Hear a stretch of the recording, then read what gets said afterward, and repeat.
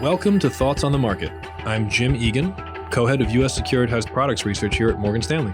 And I'm Jay Bacow, the other co-head of U.S. Securitized Products Research. And on this episode of the podcast, we'll be discussing the U.S. housing and mortgage markets. It's Tuesday, May 23rd at 2 p.m. in New York. It's been a while since we talked about the state of the U.S. housing market. And it seems like if I look at least some portions of the data, things are getting better. In particular, the NAHB confidence just showed for the fifth consecutive month that home builders are feeling better about building a house. And we're now finally at the point where they say it is a good time to build a house. When you take a step back and just look at the state of the housing market, do you agree?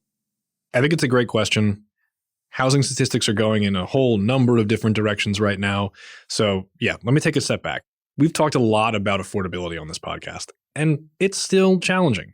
We've talked a lot about supply, and it remains very tight. And all of this has really fueled that bifurcation narrative that we've talked about. Protected home prices, weaker activity. But if we think about how the lock-in effect, and that's the fact that all of these current homeowners who have mortgages well below the prevailing mortgage rate just are not going to be incentivized to list their home for sale, then kind of a logical next step from a housing statistics perspective is that new home sales are probably going to increase as a percentage of total home sales.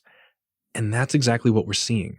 New home sales in the first quarter of this year, they were roughly 20% of the total single unit sales volumes.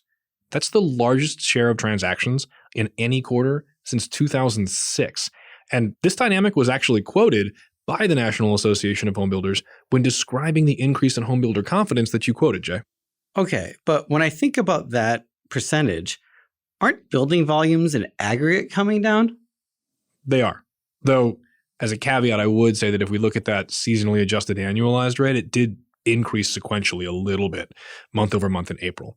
What I would point to here is that from the peak in single unit housing starts, and we think the peak in this cycle was April of 2022, those starts are down 22%.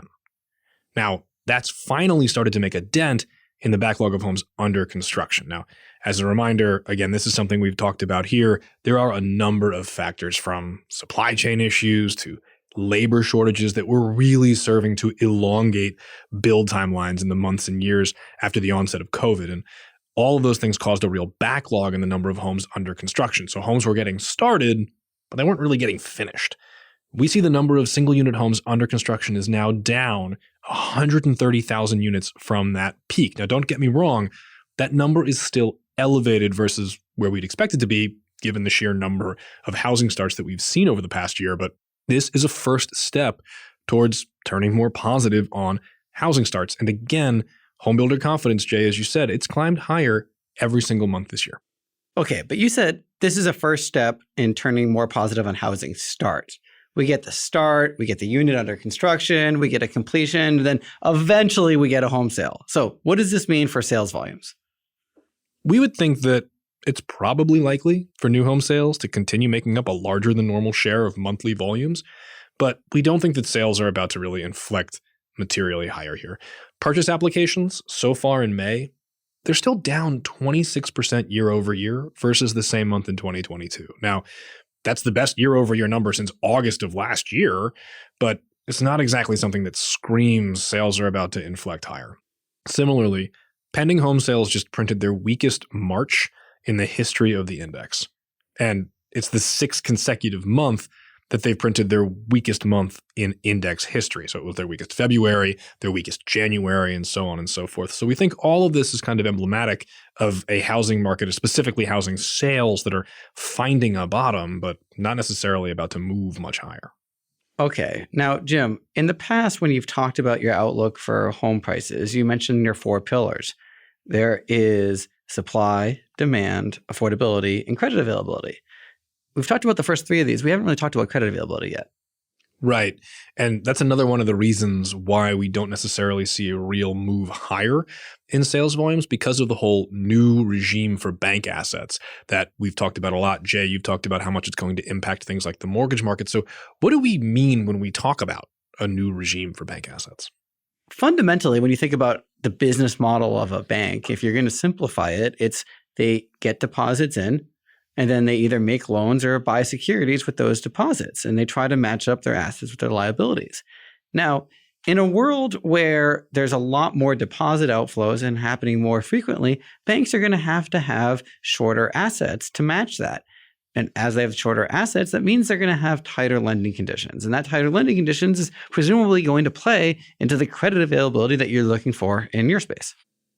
And when we combine that with affordability that's no longer deteriorating, but still challenged, supply that's no longer setting record lows each month, but still very tight, all of that is a world in which we don't think you're going to see significant increases in transaction volumes.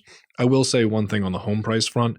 Month-over-month increases are back. We've seen some seasonality from a home price perspective, but we still think that the year-over-year number is going to soften going forward. It remains positive in this cycle, but we think it will turn negative in the next few months for the first time since the first quarter of 2012. We don't think those year-over-year drops will be too substantial. Our base case forecast for the end of the year is down 4%. We think it'll be a little bit stronger than that down 4% number, but we think it'll still be negative. Okay, but I like things being a little bit stronger. And with that, Jim, always great talking to you. Great talking to you too, Jay. And thank you for listening. If you enjoy Thoughts on the Market, please leave us a review on the Apple Podcasts app and share the podcast with a friend or colleague today. The preceding content is informational only and based on information available when created. It is not an offer or solicitation, nor is it tax or legal advice. It does not consider your financial circumstances and objectives and may not be suitable for you.